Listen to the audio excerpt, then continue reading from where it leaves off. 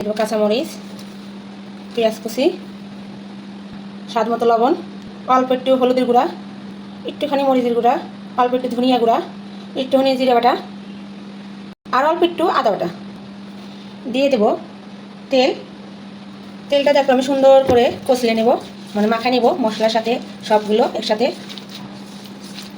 সব একসাথে মশলাগুলো আমি সুন্দর করে নেব।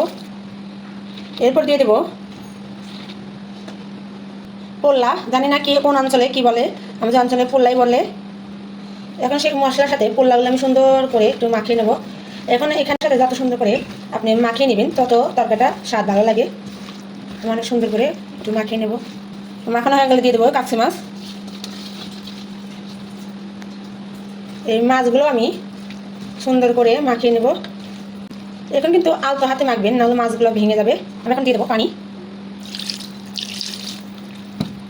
এখন ঢাকনাতে রেখে রেখে মিডিয়াম টু হাইতে জাল দিয়ে যখন বলকটা কমে আসবে তখন আমি এই ফাঁকে একটু লবণটা আমি চেখে নেব। আমার রান্নাটা কমপ্লিট, দেখুন কত সুন্দর কালারটা চলে এসেছে।